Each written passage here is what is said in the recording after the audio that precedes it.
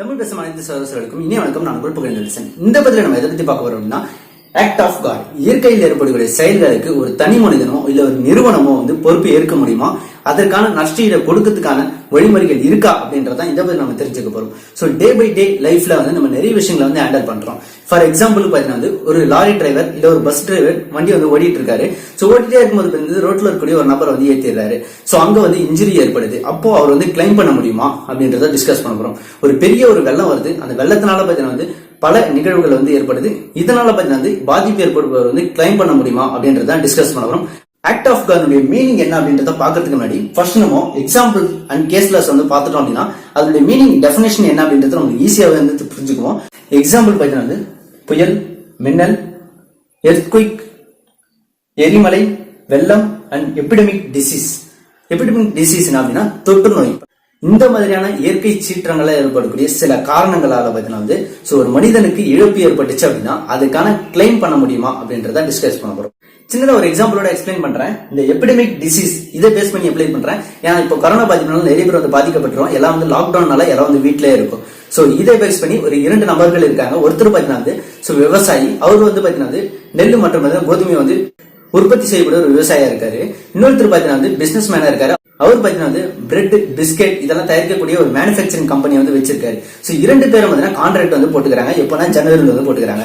So ஜனவரியில contract போடும்போது பாத்தீங்கன்னா 6 மாசங்கள் வரைக்கும் மாதத்துக்கு பாத்தீங்கன்னா 200 மூட்டைகள் நெல்லும் கோதுமையும் அனுப்புற அப்படின்னு சொல்லிட்டு ஒரு கான்ட்ராக்ட் போட்டுக்கிறாங்க. சோ இந்த எபிடமிக் டிசீஸ்னால பாத்தீங்கன்னா உலகம் ஷட் டவுன் ஆகுது. சோ இதனால பாத்தீங்கன்னா மார்ச், ஏப்ரல், மே இந்த 3 மாசங்கள் பாத்தீங்கன்னா அவரால் உற்பத்தி செய்ய முடியல. உற்பத்தி செஞ்சாலும் அந்த அவருடைய உணவுப் பொருட்களை மாத்தி டிரான்ஸ்பர் பண்ண முடியல. அப்படி பண்ணாதனால பிரீச் ஆஃப் கான்ட்ராக்ட் ஏற்படுது. சோ இதனால இந்த பிசினஸ் ஓனர் என்ன பண்றாருன்னா விவசாயி மேல கிளைம் போடுறாரு. அதாவது கோர்ட்ல போயிட்டு கிளைம் பண்றாரு. அவருக்கு நஷ்டம் ஏற்பட்டிருக்கு. இந்த நஷ்டத்துக்கு இவர் தான் பொறுப்பு இருக்கணும் அப்படின்னு சொல்லிட்டு. ஆனா கோர்ட் என்ன சொல்லுது அப்படின்னு பார்த்தா விவசாயிக்கும் இந்த நஷ்டத்திற்கும் எந்த ஒரு சம்பந்தமும் கிடையாது அப்படின்னு சொல்றாங்க. எதனால அப்படின்னா இயற்கையினால் ஏற்படக்கூடிய சீற்றம் அதனுடைய விளைவுனால பாத்தீங்கன்னா அவரால கோதுமை மற்றும் நெல்லை அனுப்ப முடியல. சோ இதுல ஆக்ட் ஆஃப் காட், இயற்கையினுடைய செயல்னால இந்த கான்ட்ராக்ட் பிரீச் ஆகி இருந்தாலும் இதுக்கு அந்த விவசாயி பொறுப்பு ஏற்க முடியாது. அவர் நஷ்ட ஈடை கொடுக்க வேண்டிய அவசியம் கிடையாது. இது ஒரு எக்ஸாம்பிள் கேஸ்ல எக்ஸ்பிளைன் பண்றேன். ரியான் வர்சஸ் எக்ஸ் 1938ல இந்த கேஸ் நடக்குது. சோ இந்த கேஸ்ல என்ன ஆகுது அப்படின்னு பாத்தீங்கன்னா, ஒரு லாரி டிரைவர் லாரியை ஓட்டிட்டு போயிட்டு இருக்காரு. சோ ரோட்ல போயிட்டே இருக்கும்போது பாத்தீங்கன்னா உடனே பாத்தீங்கன்னா ஒரு இறந்து போயிடுறாரு. சோ மூவிங்ல இருக்கக்கூடிய அந்த லாரி என்ன ஆகுது அப்படின்னு பாத்தீங்கன்னா ரோட்ல இருக்கக்கூடிய ஒரு நபரை ஏத்திடுது. சோ அவர் பாத்தீங்கன்னா இன்ஜுரி ஆயிடுறாரு. சோ பாதிக்கப்பட்ட பிறகு கோர்ட்ல போயிட்டு கிளைம் பண்றாரு. இந்த லாரி உரிமையாளரும் அந்த ஓட்டுநர்களும் தான் இதுக்கு பொறுப்பே இருக்கணும் அப்படின்னு சொல்லிட்டு கிளைம் பண்றாரு. ஆனா கோர்ட் என்ன சொல்லுது அப்படின்னா அந்த லாரி டிரைவர் உடனடியாக இறந்ததுனால கண்ட்ரோல் பண்ண முடியல. சோ இதனால பாத்தீங்கன்னா இந்த விபத்து நடந்திருக்கு. இது ஆக்ட் ஆஃப் காட், இயற்கையினுடைய செயல்னால அவர் இறந்து போயிட்டாரு. சோ இதனாலதான் இந்த விபத்து நடந்திருக்கு அப்படின்றதுனால இந்த ஓனருக்கும் இல்ல அந்த எம்ப்ளாயிக்கும் எந்த ஒரு நஷ்டீடும் கேட்க முடியாது. இரண்டாவது கேஸ் என்னன்னு பாத்தீங்கன்னா நிக்கோலஸ் வர்சஸ் மேட்ஸ்லாண்ட் 1875ல நடக்குது. சோ இந்த கேஸ் என்ன நடக்கும் பாத்தீங்கன்னா 2 பேர் பாத்தீங்கன்னா பக்கத்து வீட்டுல ஏரியால இருக்காங்க. ஒருத்தர் என்ன பண்றாரு பாத்தீங்கன்னா ஆர்டிபிஷியலா லேக் உருவாக்குறாரு. அதாவது ஆர்டிபிஷியலா செயற்கை முறையில பாத்தீங்கன்னா பள்ள நோண்டி அது ஏரியா உருவாக்குறாரு. சோ அந்த ஏரியால பாத்தீங்கன்னா தண்ணி மழைக்காலத்துல தண்ணி சேமிக்கணும் அப்படின்றதுக்காக உருவாக்குறாரு. ஒண்ணு கிடையாது, பல ஏரிகளை சின்ன உருவாக்குறாரு. சோ இது பக்கத்துல இருக்கக்கூடிய லேண்ட்காரரும் பக்கத்துல இருக்காரு. சோ என்ன ஆகுதுன்னு பாத்தீங்கன்னா கண்டினியூஸா பாத்தீங்கன்னா மழை பெஞ்சிட்டே இருக்கு. மழை கண்டினியூஸா பெஞ்சாலும் அந்த ஏரி பாத்தீங்கன்னா ஃபுல் ஆயிடுச்சு. ஃபுல் ஆயிட்டு ஒரு சுச்சுவேஷன்ல பாத்தீங்கன்னா அந்த ஏரி பாத்தீங்கன்னா டேமேஜ் ஆகி உடையுது. சோ உடைஞ்சு அங்க இருக்கிற தண்ணி எல்லாம் பாத்தீங்கன்னா பக்கத்து இடத்துல இருக்கக்கூடிய அவருடைய பிளாட்டுக்கு அவருடைய இந்த மழை தண்ணி எல்லாம் பாத்தீங்கன்னா கண்டினியூஸா வருது.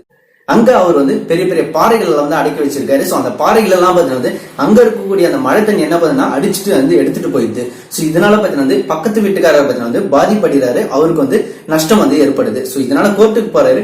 கோர்ட்ல போயிட்டு கிளைம் பண்ணலாம்னு சொல்லிட்டு போறாரு. கோர்ட் என்ன சொல்லுது அப்படின்னா மிகப்பெரிய ஒரு மழை இயற்கையினுடைய செயல்னால ஆக்ட் ஆஃப் காட் அப்படின்ற இந்த செயல்னால பாத்தீங்கன்னா இந்த மழை இயற்கையினால் ஏற்பட்ட ஒரு விபத்தினால இந்த நிகழ்வு ஏற்பட்டிருக்கு. இதனால அவர்கிட்ட கிளைம் பண்ண முடியாது அப்படின்றதையும் இந்த கோர்ட் சொல்லுது. பக்கத்து வீட்டுக்காரர் பாத்தீங்கன்னா ஒரு தென்னை மரம் வளர்த்துட்டு இருக்காரு. சோ பெரிய தென்னை மரம். அந்த தென்னை மரம் பாத்தீங்கன்னா புயல் காத்து அடிக்கும் போது பாத்தீங்கன்னா எங்க வீட்டு மேல சாஞ்சிருது, டேமேஜ் ஆயிடுது. சோ இப்ப டேமேஜ் ஆன பிறகு நான் கோர்ட்ல போய் கிளைம் பண்றேன் அப்படின்னா இயற்கையினால் ஏற்பட்ட நிகழ்வுனால பக்கத்து வீட்டுக்காரர்கிட்ட நம்ம கிளைம் பண்ண முடியாது. சோ இயற்கை சீற்றத்தினால நடந்ததுனால எந்த ஒரு கிளைமும் நம்ம செய்ய முடியாது. ஆக்ட் ஆஃப் காட் அதனுடைய டெபினிஷன் என்னன்னு பாத்தீங்கன்னா எலிமெண்டரி ஃபோர்ஸ் ஆஃப் நேச்சர். அதாவது இயற்கையிலேயே பாத்தீங்கன்னா அந்த செயல் பாத்தீங்கன்னா ஆரம்ப நிலையிலே இயற்கையில நடந்திருக்கணும். ஃபார் எக்ஸாம்பிள் ஃபர்ஸ்ட் கேஸ்ல பாத்தீங்கன்னா ரயான் வர்சஸ் வந்து யங்ஸ் அப்படின்ற இந்த கேஸ்ல என்ன பண்ணுதுன்னா லாரி டிரைவர் பத்தின வந்து இறந்து போயிடுறாரு. இறந்துட்ட பிறகுதான் அந்த விபத்து வந்து நடக்குது. சோ அது இயற்கையினுடைய செயல்னால பத்தின வந்து இந்த விபத்து ஏற்படுத்தினால பத்தின ஆக்ட் ஆஃப் காட் அப்படின்ற இந்த செயல்னால வந்து நிகழுது. அடுத்து பார்த்தீங்கன்னா unconnected with the agency of man. So கான்ட்ராக்ட்ல ஈடுபடுறாங்க அப்படின்னா the plaintiff மற்றும் டிஃபெண்டர் பாதிக்கப்படுபவர் மற்றும் பாதிப்பை ஏற்படுத்தணும் அப்படின்னு சொல்லக்கூடிய அந்த இரண்டு நபர்களுக்குமே தொடர்பில்லாத வேறொரு விஷயத்துல வந்து ஏற்பட்டிருக்கணும். அதுதான் இந்த இயற்கையில இருக்கக்கூடிய இந்த நிகழ்வுகளால ஏற்பட்டுச்சு அப்படின்னா ஆக்ட் ஆஃப் காட் அப்படின்ற இந்த செயல் மூலியமா பத்தி வந்து நஷ்டீட வந்து கிளைம் பண்ண முடியாது. இது ஒரு சட்டத்துல இருக்கக்கூடிய மிகப்பெரிய ஒரு லூப் ஹோல் அப்படின்னு சொல்லலாம்.